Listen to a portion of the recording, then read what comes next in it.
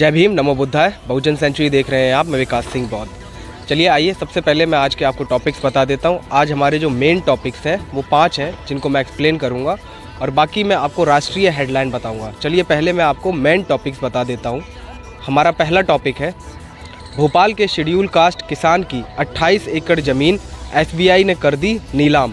परिवार ने बैंक अधिकारियों पर क्या आरोप लगाए हैं वो आगे बताऊंगा। दूसरा है, one nation one ration card योजना लागू करने के लिए बॉम्बे हाई कोर्ट में जनहित याचिका दायर की गई है। तीसरा है, उत्तर प्रदेश की योगी सरकार में बलात्कार के कुछ दिनों बाद शेड्यूल कास्ट किशोरी की इलाज के दौरान मौत हो गई। चौथा है, गुजरात हाई कोर्ट ने रैगिंग विरोधी शिकायत दर्ज कराने वाले GNLU के आदिवासी छात्र के छात्रावास निलंबन पर रोक लगा दी है। पांचवा है, भूख इंतज़ार नहीं कर सकती। सुप्रीम कोर्ट ने प्रवासी श्रमिकों के लिए राशन कार्ड के लिए 19 नवंबर की समय सीमा तय की है। इन मुख्य खबरों के अलावा जिनको मैं एक्सप्लेन करूंगा, मैं कुछ और राष्ट्रीय स्तर की खबरें आपको बता देता हूं जो कि आज के हेडलाइंस रही हैं। पहला, प्रकाश राज जो कि एक्टर हैं, एक्स पर पोस्ट करते हुए लिखते हैं, जमानत ही नियम है इस देश में, केवल हत्यारों और बलात्कारियों के लिए घृणित #जस्टिस आस्किंग। पत्रकार गौरी लंकेश के हत्यारों को मिली जमानत, हत्यारों का गुंडों द्वारा भगवा स्वागत किया गया, घृणा, शर्म करो। दूसरा है, बाल अधिकार पैनल ने राज्यों से कहा, मदरसों में फंडिंग बंद करो। तीसरा है, कांग्रेस अध्यक्ष मल्लिकार्जुन खड़गे ने कहा, बीजेपी आतंकवादियों की पार्टी है। खड़गे ने PM मोदी पर निशाना साधते हुए कहा कि जो लोग माइनॉरिटी को धमकाते हैं और लिंचिंग करते हैं, प्रधानमंत्री उनका सपोर्ट करते हैं। तो वहीं चौथा है, गुजरात में निर्माण स्थल पर राजनाथ का शुभारंभ, दीवार गिरने से 9 मजदूरों की मौत हो गई है। पांचवा है, RSS प्रमुख ने कहा, शेड्यूल कास्ट तक पहुँचें, मित्रता कायम करें, सौहार्द पैदा नहीं होगा। जो लोग परछाई बर्दाश्त नहीं करते वे मित्रता का पाठ पढ़ा रहे हैं। P Chidambaram the Indian express में अपने आर्टिकल में लिखते हैं, चुनावी सबक जो मैंने सीखा है, पैसा एक महत्वपूर्ण है लेकिन निर्धारक कारक नहीं है। पैसे का विवरण पूरी तरह से बर्बादी है क्योंकि प्रतिद्वंदी उम्मीदवार भी पैसा वितरित करेंगे।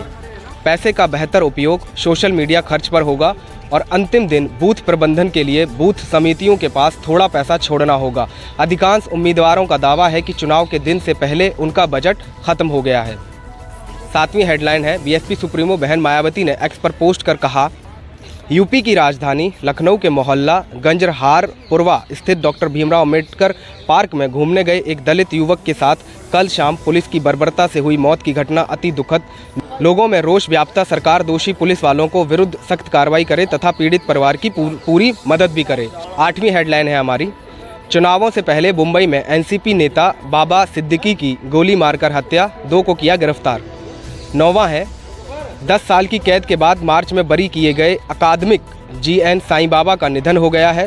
अकादमिक जो इस साल की शुरुआत में एक आतंकवादी मामले में बरी कर दिए गए थे, उनकी पत्नी ने बताया, अकेडमिक एक ऑपरेशन के कुछ दिनों बाद संक्रमण से पीड़ित थे जिसके कारण उनकी मृत्यु हो गई। हमारी लास्ट हेडलाइन है, इजराइल द्वारा प्रतिबंध के बाद भारत ने संयुक्त राष्ट्र महासचिव के लिए 104 देशों के समर्थन पत्र पर हस्ताक्षर नहीं किए। चलिए अब मैं आपको पहली जो मैंने 5 टॉप खबरें बताई हैं उन्हीं पे हम बात करते हैं। हमारी सबसे पहली खबर है, द मूकनायक में अंकित पचौरी लिखते हैं कि मध्य प्रदेश के बैरसिया तहसील के ग्राम गरे ठियादंगी में एक शेड्यूल कास्ट बहुजन परिवार की 28 एकड़ बेशकीमती कृषि भूमि को नीलाम कर दिया गया। जिस जमीन पर उनका जीवन टिका था वे अब उनके हाथों से छिन चुकी है। शांतिबाई मेहर जो इस परिवार की सदस्य हैं, उनकी आंखों में आंसू है। वो द मूकनायक को बताती हैं, हम पीढ़ियों से इस ज़मीन पर खेती कर रहे थे, यही हमारा घर है जहां हमारे 17 परिवारों का घर पलता था, लेकिन बैंक के अधिकारियों की मिली भगत से हमारी पूरी ज़मीन नीलाम कर दी गई। नर्मदा प्रसाद बैंक के सामने गिड़गिड़ाया, पैसे देने की पेशकश की, लेकिन उनकी ज़मीन फिर भी छीन ली गई। अब उनके पास घर भी नहीं बचा। संविधान के अनुच्छेद 19(5) के तहत अनुसूचित जातियों के भूमि अधिकारों की सुरक्षा के प्रावधान है, लेकिन इन अधिकारों का खुलेआम हनन हो रहा है। बैंक उसे लोन देता है जिसे ज़रूरत नहीं है, जिसे ज़रूरत है उसे नहीं देता।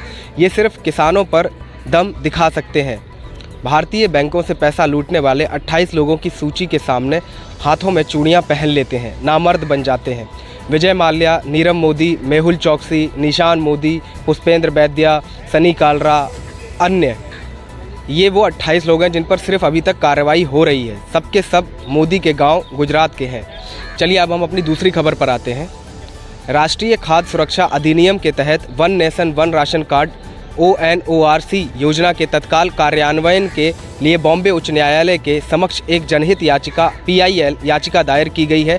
11 अक्टूबर को जनहित याचिका की प्रारंभिक सुनवाई के दौरान मुख्य न्यायाधीश DK उपाध्याय और न्यायमूर्ति अमित बोरकर की खंडपीठ ने सुझाव दिया कि याचिकाकर्ता को अवमानना याचिका के तहत सुप्रीम कोर्ट का रुख करने की आवश्यकता हो सकती है, क्योंकि याचिका अनिवार्य रूप से शीर्ष अदालत के पहले के आदेशों को लागू करने की मांग करती है। यह मुद्दा स्वतः संज्ञान से चल रहा है। क्या हम निष्पादन अदालत हैं? आप सुप्रीम कोर्ट में अवमानना याचिका क्यों नहीं दायर करते? हाई कोर्ट ने पूछा। याचिकाकर्ता के वकील को अपने मुवक्किल के साथ आगे परामर्श करने की अनुमति देने के लिए सुनवाई 23 अक्टूबर तक के लिए स्थगित कर दी गई है।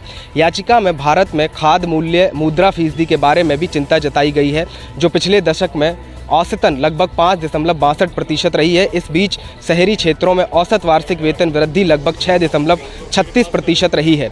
इन बढ़ती लागतों के बावजूद NFSA के तहत प्राथमिक घरेलू श्रेणी के लिए आय सीमा स्थिर बनी हुई है। याचिका में कहा गया है कि परिणाम स्वरूप हर साल कम लोग खाद्य लाभ के लिए पात्र होते हैं, जिससे कमज़ोर समुदायों की दुर्दशा और बढ़ जाती है। चलिए अब मैं आपको तीसरी खबर बताता हूँ। यूपी के प्रतापगढ़ में एक व्यक्ति द्वारा कथित रूप से बलात्कार की शिकार 16 वर्षीय बहुजन शेड्यूल कास्ट किशोरी की अस्पताल में इलाज के दौरान मौत हो गई है। अपर पुलिस अधीक्षक पश्चिमी संजय राय ने बताया कि किशोरी लड़की को पिछले हफ्ते रविवार को बंधक बनाकर बलात्कार किया था। राय ने बताया आरोपी ने उसके हाथ मुंह बांध दिए और उसे गंभीर रूप से घायल अवस्था में बाजरे के खेत में छोड़ दिया। उसे प्रयागराज के SRN अस्पताल में भर्ती कराया गया, जहां उसका इलाज चल रहा था और कल शाम को उसकी मौत हो गई। पीड़िता की मां की शिकायत पर अनिल गुप्ता, जो कि 22 वर्ष का है, गिरफ्तार कर लिया है। चलिए अब हम अपनी चौथी खबर पर आते हैं।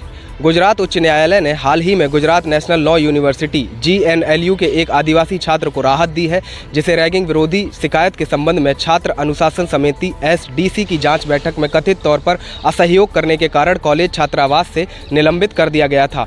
आदिवासी समुदाय से आने वाले गौरव मीणा को 21 सितंबर की यूनिवर्सिटी रजिस्टर से एक नोटिस मिला था, जिसमें उसे हॉस्टल का कमरा खाली करने का निर्देश दिया गया था। उन्होंने इसे चुनौती देते हुए उच्च न्यायालय का रुख किया। एकल न्यायाधीश न्यायमूर्ति अनिरुद्ध P माई ने मीणा को निलंबन पर रोक लगा दी और GNLU को निर्देश दिया कि वह उसे यूनिवर्सिटी हॉस्टल में आवंटित कमरे में तुरंत बहाल करें। चलिए अब हम अपनी लास्ट खबर पर आते हैं। पांचवी खबर।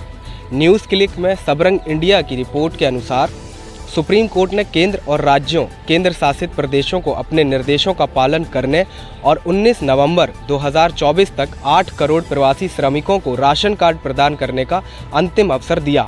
14 अक्टूबर को सुप्रीम कोर्ट ने प्रवासी श्रमिकों के राशन कार्ड के संबंध में अपने निर्देशों को लागू करने के लिए केंद्र और राज्य सरकारों को कड़ी चेतावनी जारी की है।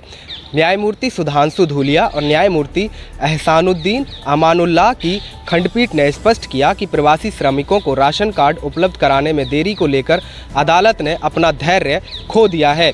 न्यायमूर्ति एहसान अमानुल्लाह ने कहा, भूख इंतजार नहीं कर सकती। पीठ ने राज्यों को उन पात्र व्यक्तियों की पहचान का विवरण देते हुए एक हलफनामा दाखिल करने का भी निर्देश दिया है, जिन्हें अभी तक राशन कार्ड प्राप्त नहीं हुए हैं। अदालत का निर्देश इस बात पर जोर देता है कि भूखे व्यक्ति इंतजार नहीं कर सकते और NFSA के तहत उनकी पात्रता की परवाह किए बिना सभी के लिए खाद्य सुरक्षा अधिनियम सुनिश्चित करना अनिवार्य है।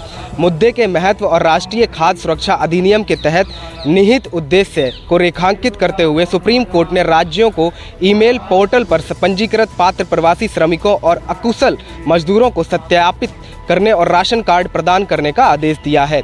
प्रवासी श्रमिकों को राशन कार्ड जारी करने पर सुप्रीम कोर्ट की स्वतः संज्ञान कार्रवाई संविधान के अनुच्छेद 21 में निहित भोजन के अधिकार की सुरक्षा में एक महत्वपूर्ण कदम का प्रतिनिधित्व करती है। ईमेल पोर्टल पर पंजीकृत लेकिन आवश्यक संसाधनों तक पहुंच की कमी वाले लोगों की दुर्दशा को संबोधित करके न्यायालय न्यायिक शक्ति के माध्यम से कमजोर आबादी की रक्षा करने की सरकार की जिम्मेदारी को रेखांकित करता है। आज की रिपोर्ट में सिर्फ इतना ही। आपने मुझे इतने प्यार और स्नेह से सुना, उसके लिए धन्यवाद। कल फिर मिलेंगे यहीं बहुजन सेंचुरी पर एक नई रिपोर्ट के साथ।